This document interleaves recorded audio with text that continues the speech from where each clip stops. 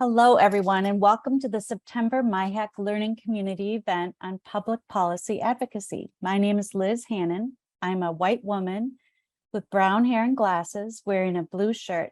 I'm your facilitator today and one of the members of the Minnesota Inclusive Higher Education Consortium Work Group, or MIHEC. We're excited to see so many people here today. Please use the chat option to simply introduce yourself now by typing your city and name. And I also wanted to mention the recording of this event, along with the slides and an accessible handout, will be available later this week and on our website. Before we get to today's presenters, I'll provide a brief description of MIHEC. It is a parent-led collaborative group of stakeholders, including students, higher education institutions, school districts, state agencies, advocates, families, legislators, and nonprofits. MIHEC is committed to expanding Minnesota post-secondary education enrollment to all interested youth, young adults, and adults with intellectual disabilities from all ethnic, cultural, linguistic, geographic, and socioeconomic backgrounds. To ensure accessibility during today's presentation, we'll be describing images on the slides, and closed captioning is available. Let us know in chat if you need any support to access this. As we begin this event, we would like to acknowledge that in Minnesota, we are standing on Minnesota Makoche, the rightful homelands of the 4 Dakota Oyate nations, the 7 Anishinaabe nations, and other indigenous peoples. We recognize that the U.S. did not uphold its end of the land treaties. It is the current and continued displacement of the Dakota Oyate, the Anishinaabe, and other indigenous peoples that allows the state of Minnesota to exist today. At the Institute on Community Integration, we affirm our commitment to address systemic racism, ableism, and all other inequalities and forms of oppression to ensure inclusive communities. It is my pleasure to introduce Julia and Dupree. Julia Burkstaller is the Public Policy Director for the ARC Minnesota, a statewide nonprofit organization that works to promote and protect the human rights of people with intellectual and developmental disabilities. Julia has a bachelor's and master's degree in social work, as well as a master's degree in public policy. Prior to working at the ARC, Julia was the advocacy manager at Girl Scouts River Valleys and the coordinator for the This Is Medicaid Coalition. Welcome, Julia. And Dupree Edwards is a teaching artist at Upstream Arts and a member of the Minnesota Governor's Council on Developmental Disabilities. He wants to pursue his post-secondary education to advance in his career as a performing artist. As an advocate, he testified in support of the Minnesota Inclusive Higher Education Act. Welcome, Dupree. Yeah, thank you. So tonight, Julia and Dupree will share their experience advocating for inclusive higher education in Minnesota. They will provide information on state-level advocacy, what it takes to get a bill signed into law, and what you can do to get involved in public policy advocacy. Students, parents, educators, and faculty can all make a difference as inclusive higher education public policy advocates. During tonight's presentation, please put your questions in the chat and we will answer them during the Q&A time towards the end. Now, let's turn it over to Julia. Thank you. This is Julia. I'm a white woman with short brown hair, glasses, and I'm wearing a light blue shirt. And I'm sitting in my living room, as many of you probably are as well. Thank you, and I'm glad to be here. As said earlier, the ARC Minnesota, we are a statewide nonprofit organization that works to promote and protect the human rights of people with intellectual and developmental disabilities, or IDD. As public policy director, one of my main jobs is to pass legislation at the state legislature related to disability that promotes the human rights of people with IDD. The Inclusive Higher Education Bill was one of our top priorities during the 2022 legislative session, and we worked closely with MIHEC to advance this legislation. I'll share a little bit about where we got with the legislation, as well as how public policy advocacy works. And then we will hear from Dupree Edwards about his involvement in the advocacy efforts. And we will end with letting you know how you can get involved as well. We will be sharing some links in the chat throughout the presentation, but just know that we will also send these links in a follow-up email, so don't be too stressed if you miss the links or feel frantic like you need to try and save them. We will send them later as well. Next slide, please. Oh, no, not that. We're on the right slide. Never mind, you got it. So anyway, first and foremost, public policy advocacy starts with recognizing that there is a problem and that it needs to be solved. It is often stemmed from lived experience, as is what happened with the Inclusive Higher Education Bill. So in this case, people with intellectual disabilities and their families recognize that there are many barriers to higher education and post-secondary education for people with intellectual disabilities here in Minnesota. It obviously has a ripple effect. A lack of opportunity in higher ed impacts potential employment options, which can also impact living options for people with intellectual disabilities, as well as opportunities for a more inclusive life in the community. Next, what you would do is gather information. Think about are others recognizing this problem? Do solutions already exist? Taking a look at other states and the things that they have done to solve this problem that you can look to for guidance. Next slide, please, is a map to give you a little bit of an understanding. So on this slide is a map of the United States showing states in red, yellow, orange, green, or gray to indicate legislative activity on inclusive higher education legislation. So this map, Minnesota is red, which if you can see the key, it's kind of small. It means that student funding is available. So yes, there is a way for students to receive federal financial aid for the few initiatives that Minnesota does have. But overall, though, it does demonstrate how this movement is growing across the country for inclusive higher education. But it also demonstrates that Minnesota is behind compared to several other states. As you can see by the green with the red dots specifically are ones that have advanced legislation on this. Next slide, please. This one just brings us back to the previous one. Perfect. So next would come coalition building. So a group like MIHEC is formed and they work to find partners who also understand the problem and try to come up with a solution. And then they bring it forward to an organization like the ARC, or ask for the support, ask for them to help with the legislation, as well as different coalitions like the Minnesota Consortium for Citizens with Disabilities, or MNCCD. This bill was on that coalition's legislative agenda last year as well.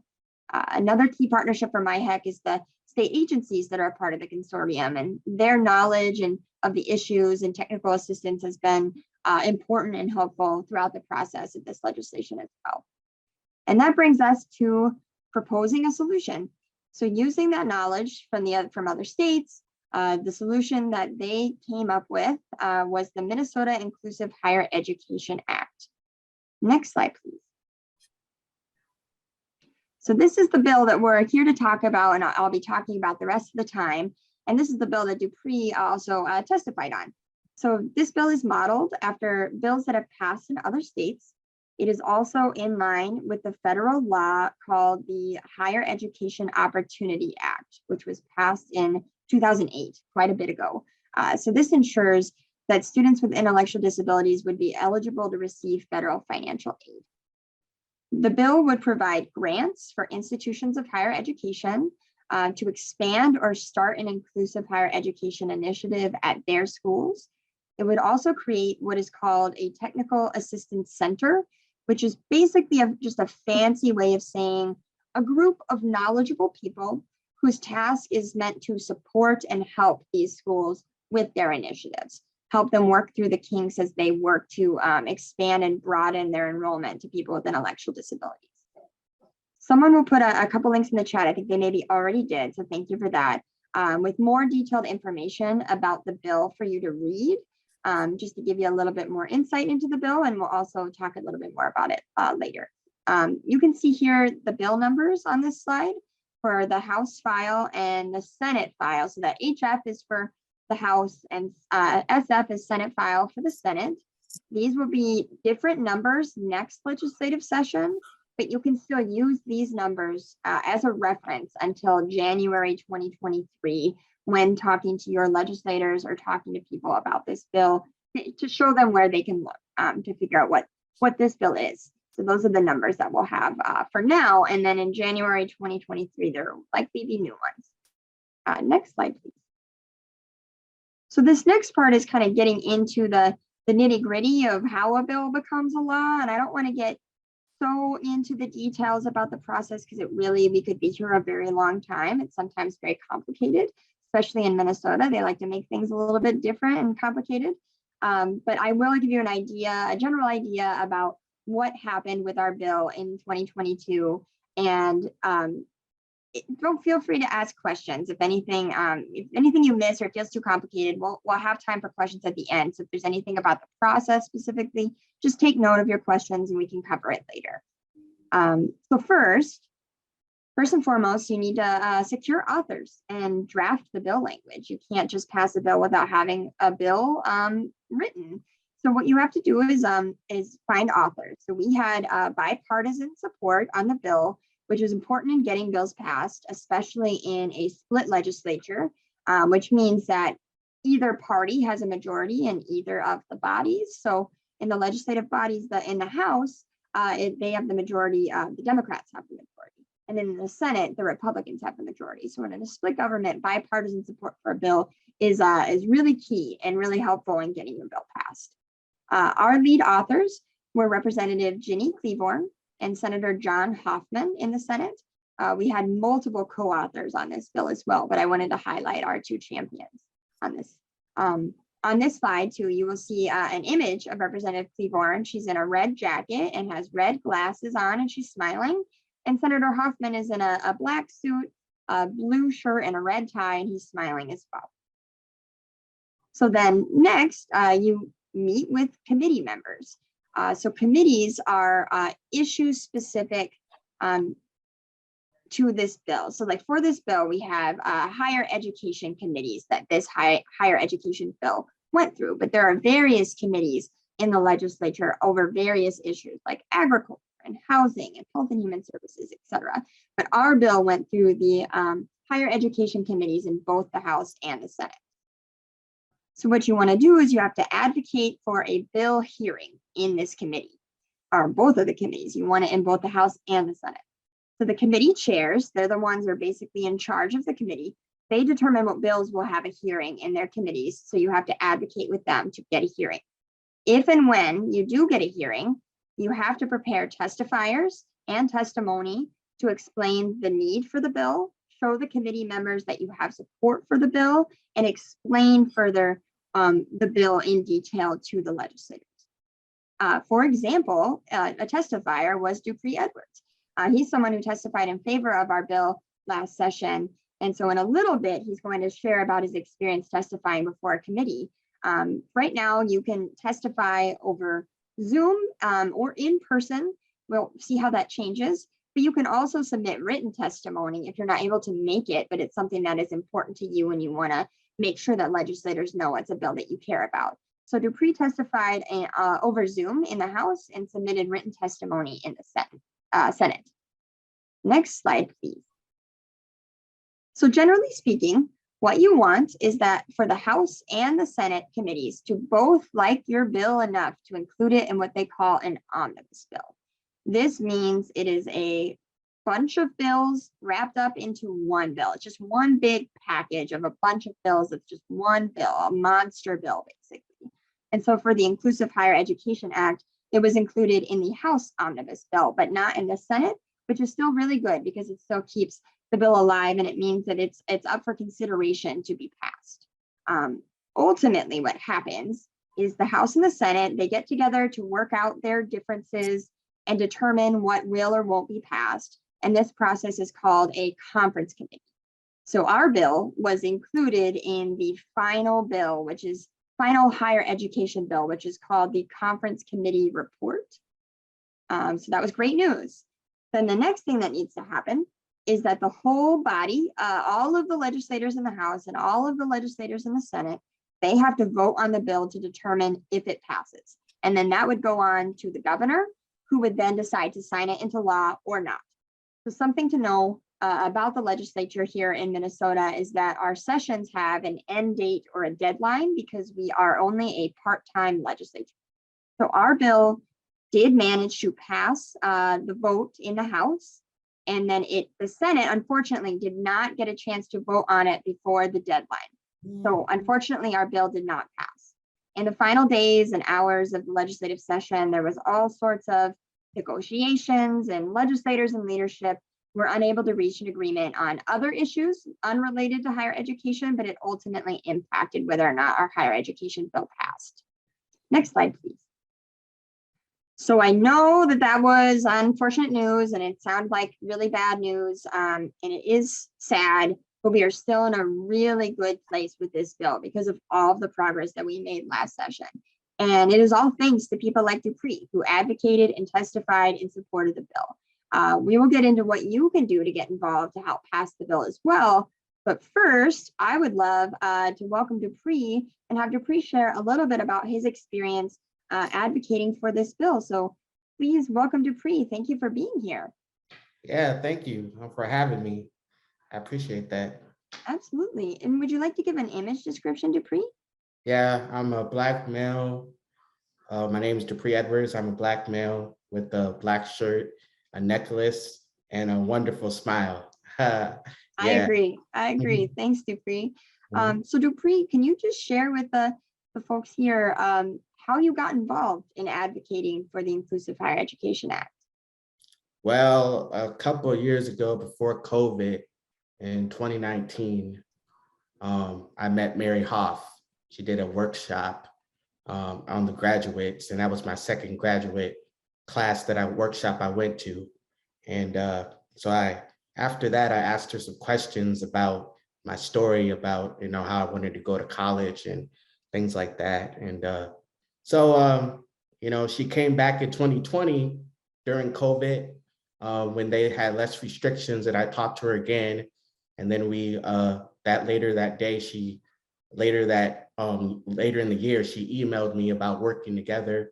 And then that's how I became support with the MIHEC situation. Awesome. And that's really great. Policy making, yeah. Partners in policy making. Yeah, I remember you had shared that was really helpful. Awesome. I think that was great. And could you just share a little bit about what it was like to testify before the legislators? How was it like? What was it like to be before the House Higher Education Committee last spring and testify? I mean, it was very nervous, especially doing it on Zoom. Yeah. I think I feel more, challenged doing it in person than on Zoom, and things like that. So it was very hard, but I was a little nervous reading it. I did struggle reading it, but I'm glad that, my written testimony made it to the Senate, which is good. That's why it's on the website right now, but I'm glad that happened. That's so right, my voice is kind of heard. So when you did a great job, I know you feel like it was a little bit difficult, but I was there, I was on the Zoom with you, and I thought you did wonderful. And it was really, clearly it made an impact because the testimony in that committee was the one that put it in their omnibus bill. So thanks so much, Dupree. And I know you also wanted to share your testimony and read it now for folks so they can hear what it was that you testified. Yeah, it says, my name is Dupree Edwards, and I supported the House File 4210. I wanted to go to college and study performing arts. I like acting and music. I'm an older student and have an intellectual disability, but I still have career dreams. I want to have an apartment of my own. In 2019, I enrolled in 2-year college and took some classes, but it did not work out. I was required to take basic classes, but I was not interested in the supports that were offered, and made me feel like someone was doing the work for me, and I was not part of the class. I ended up dropping out of my class because it was not good fit for me. I need the flexibility of universal design for learning and peers and mentors to study with, and alternative ways to show that I mastered the class materials, and inclusive higher education will provide me the supports that I need in college. However, there is not a Minnesota college that enrolls students with an intellectual disability and offer a performing arts certificate or degree. Today, I have a part-time job as upstream art teaching artist. My coworkers all have post-secondary education. In order for me to find a full-time job in the performing arts that I want, I would need a college education. A college that is good fit for me is located in the Twin Cities, is accessible through public transportation, and offers a performing arts major, enrolls students with intellectual disabilities, and is affordable. I would benefit from paid internships, employments as part of my college certificate or degree. I want to learn and have a career in performing arts. We need more colleges and options for students like me to earn a certificate and degree, have a career of my choice, and live more independently. And thank you for listening. Great. Thank you so much, Dupree. I really appreciate you sharing that with us. And Yeah. one thing I just wanted to note from when we talked earlier was you had talked about being an older student and how you didn't necessarily have the opportunity or the thought about being able to go to college, and how you're really committed. And the reason you do this is because you want people who are younger than you, who really want to go to school, have the opportunity to do so. And so I just want to thank you for that. And I appreciate all your advocacy. You're welcome. Thanks so much for being here. And I guess we'll kind of just go on over to the second half here, and Dupree will be available at the end for any questions if we need him. Thank you so much. Okay, let me pull up my notes here. Wonderful. Well, so we've heard a little bit about how Dupree participated in advocacy. It can look different for every person. There's no one right or wrong way to advocate for a bill. You can be as involved as Dupree, or working from home, doing more virtual. There's so many different ways of being involved. So the ways that you can help, one is just learning more about the bill. And again, we had shared a link earlier about more information about our bill, but it provides just more detailed information in a way that's a little bit easier to understand than reading the bill language, because bill language can often be pretty inaccessible and not very easy to read. So I would highly suggest reviewing that one pager for a little bit easier to understand option. Next, most importantly, is to figure out who represents you. So find out who represents you. There's a link that we're going to put in the chat as well, where you would you go there and you plug in your address, and it will let you know what district you are in and who your legislators are at the federal level as well as the state level, and then how to contact them. There's contact information, phone number, email, as well as their legislative assistant that you can contact as well. So you can see that on that website. And then the next thing would be to contact your legislators. We'd love for you, to schedule a meeting. You could email them. You could write a letter if you're not an emailer. You can call them and make a phone call if that's your preference. You can share your story with them, explain how this bill will impact your life or someone you know, how it would impact their life in a positive way if it passed. Or you could just speak generally about why this bill is important to you, or why it would be good for Minnesota as a whole, as a state. And then you obviously want to ask them for their support and ask if they would be interested in authoring it or voting yes for it, and get their support that way. Another thing that you can do is act when alerted. It's pretty simple. Just stay in connection with MIHEC and the ARC Minnesota and look out for calls to action. We don't expect you all to be the expert on timing of when a good time to send an email is or when to do an email blast. That's our job. And so we'll send out action alerts requesting that you call your legislator or contact the committee chair or committee members about the bill when the time is right. Actually, a great example of this was last session. We had dozens and dozens of emails sent to the committee chairs and committee members, and it helped keep our bill top of mind. And ultimately, they were in those last days of negotiating where they're talking about every type of bill out there. And ours was top of mind because they were getting emails constantly, and it helped us get it included in that final conference committee report. So I can only do so much. I can meet with legislators, all session, tell them this is an important bill, but when they're getting floods of emails from people who care, from people that this would impact, that's when they listen, especially those that they represent. If you're a constituent of them, they will far more likely to pay attention and really advocate for it than just me going and talking to them. So it's really, really helpful and impactful when you respond to those action alerts. Next slide, please. Another useful tool, and I mean, maybe I'm biased, but I think it's a great tool, is the ARC Minnesota Advocacy Toolkit. Someone will put that link in the chat as well. But this toolkit, it really just uses more plain language about how to do all the things that I've just described. You can find out who your elected officials are. There's a guide to meeting with legislators. It'll tell you how to write a letter, how to write an email. There are tips on sharing your story, making sure that you keep it brief and focused, because you might only have 10 to 15 minutes with your legislator because they're so busy, they're taking so many meetings. You might just get a quick moment, so it helps kind of guide you in telling your story and getting to the important points in a short amount of time. There's information to subscribe to the ARC Minnesota's public policy newsletter. It's called the Capital Connector. That's where those action alerts would come out as well.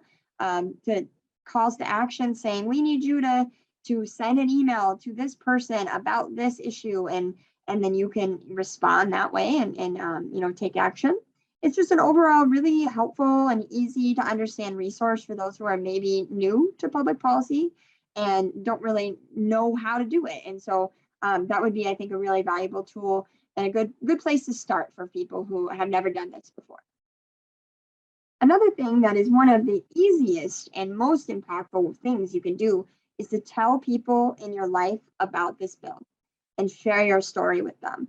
Encourage them to also stay connected to this effort and to contact their legislators. Whatever you learn through your process of advocacy, pass it on and teach somebody else how to do it as well. Be a guide to them so they can be included and they can be a part of the process as well. Legislators have a hard time ignoring floods of emails, as we saw last session. So the more people who are contacting their legislators, the easier it will be for this bill to get passed, and the more influence the people will have on the policy changes that actually happen at the state level. Next slide, please. Another thing you can do this fall specifically is attend candidate forums, because it's an election year.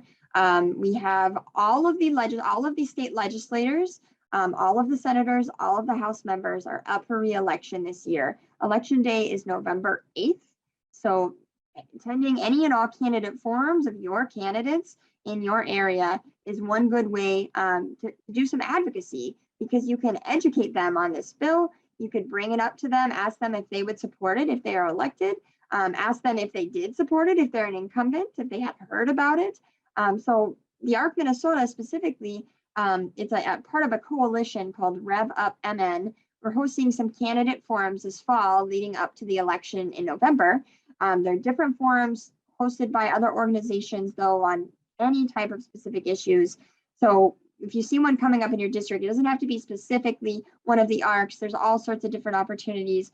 But you could attend those forums and ask candidates questions about this bill, or just their general knowledge of inclusive higher education.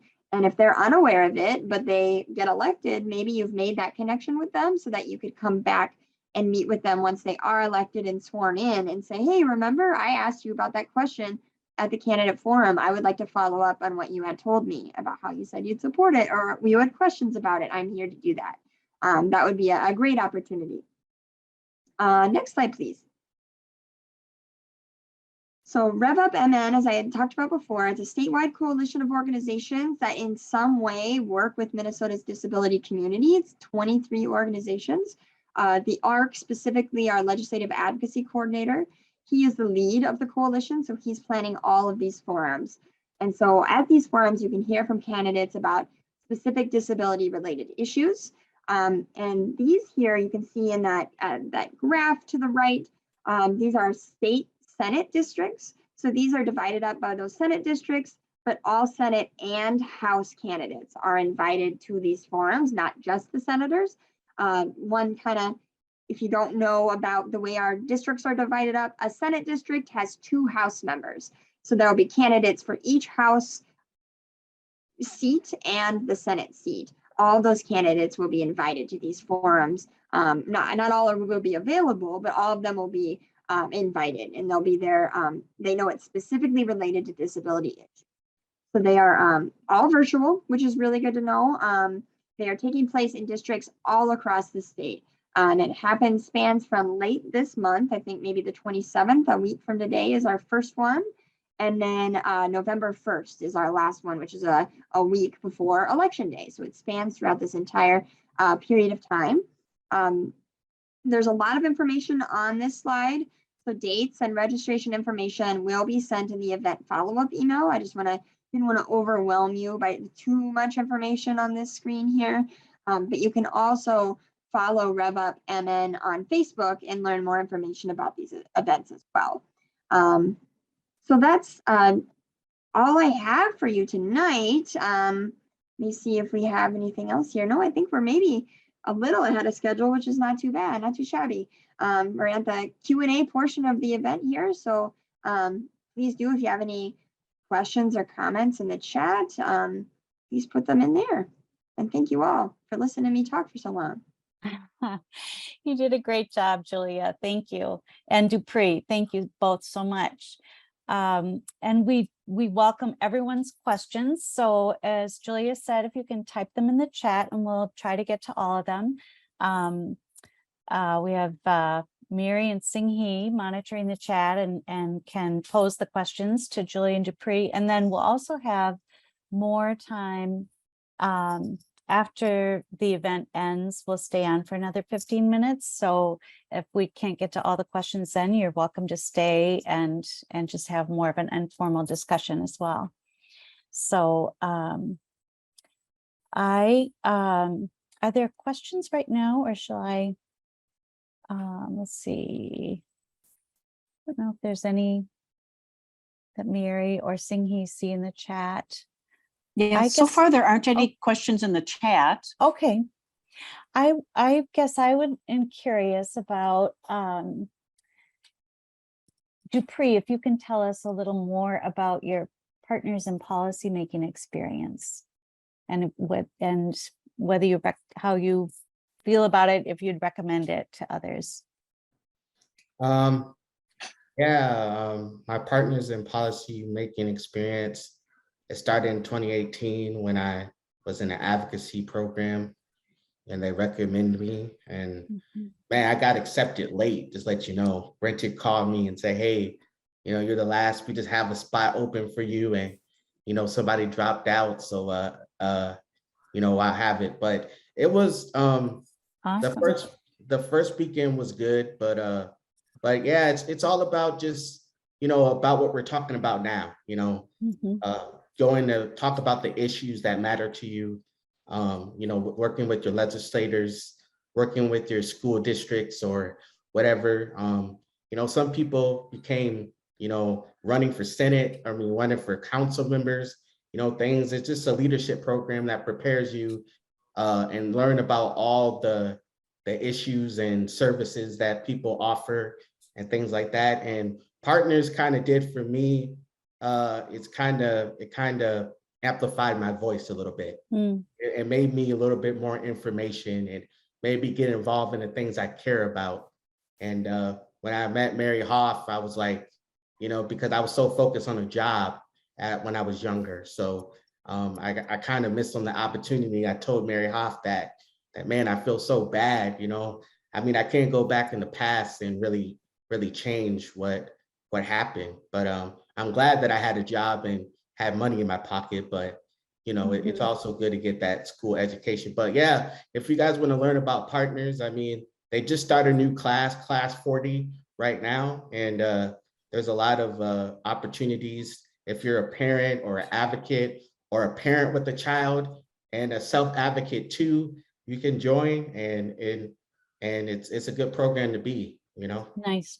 Thank you so much. Does that answer your question? Yeah, thanks. I appreciate it. And I see in the chat that Karen Ryan was saying that she's in Partners in Policy this year and that she's so excited to be in it, but that Dupree spoke last weekend to our class and you did a great job. So awesome.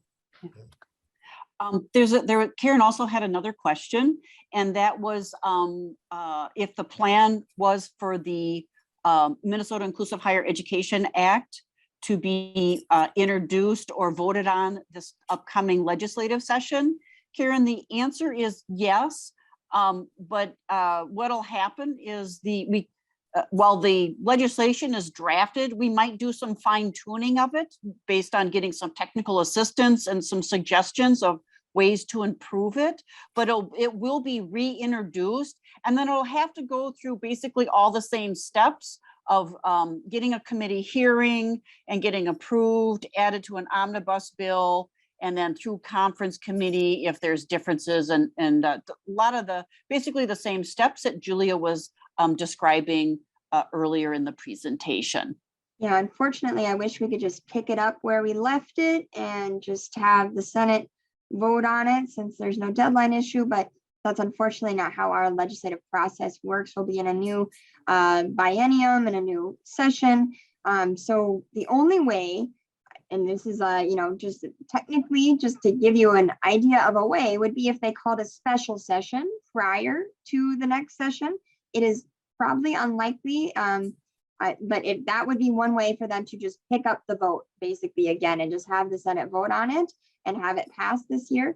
But it does not seem likely that they would come back for a special session, just especially with the election. People are busy and there's just not a lot of knowing that there's going to be new people coming in next year. They're just not likely to do it. So that's I wish again we could just keep our progress, but we got to start all over, unfortunately.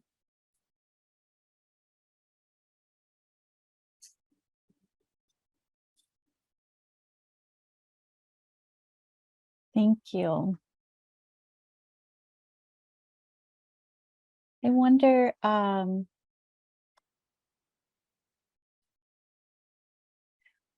I'm wondering if people, if you could share some of the challenges in your experience of public policy advocacy, and maybe that will help people know just to keep going, or to overcome those bumps as you encounter them. What are likely challenges that might come up, whether it's getting in touch with your representative, or I don't know, Julia, do you have any typical challenges people might come across? Well, I will say some of the challenges that COVID, a silver lining of our virtual world, kind of fixed was just accessibility to the process. I will say, St. Paul is the capital, and that is where the legislators are, and that's where the committee hearings are happening. And prior to COVID, there was no virtual option. So I am hopeful that we can keep and maintain this hybrid model, just knowing that so many folks in greater Minnesota have been able to participate in ways that they weren't able to before, or folks with disabilities, with the accessibility of the physical complex of the Capitol not being so great, knowing that they can still participate in the process. So I think those are some difficulties and challenges, that it's during the middle of the workday, usually in the middle of the week when these committees are happening. And I would love for it to become a more accessible process. I like that it's a silver lining, because it's true. There are a number of things that have come out because of this that make things more accessible. I think the other thing that's been really beneficial the last couple of years in attending the meetings is that higher ed in particular has both in the Senate and the House committees have been very interested in hearing the student voices and Minnesotans of different abilities, not just simply students with disabilities, and what their experience has been and the challenges that they've been faced with. And so they're baking that into the decisions that they're making in terms of appropriation and et cetera. So there's also Elizabeth had a question in the chat, and thank you, Dawn. I think let me read the question so that everybody can see that. And she just asks us, what is one thing you think that I could do to help faculty understand how to support students with different abilities? Faculty want to be inclusive, but don't always know where to start. And Dawn is spot on that universal design for learning is a way to help support all students, not just simply students with disabilities, but it actually supports all the students in classes to be able to participate and access and be really a member of that community.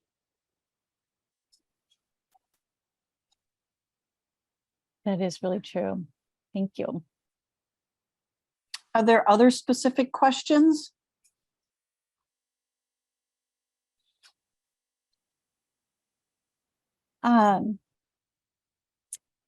Well, we have some, I don't know if others have come up in the chat. I don't think so. Nope, that's it for the chat right Okay. now. Okay, great. So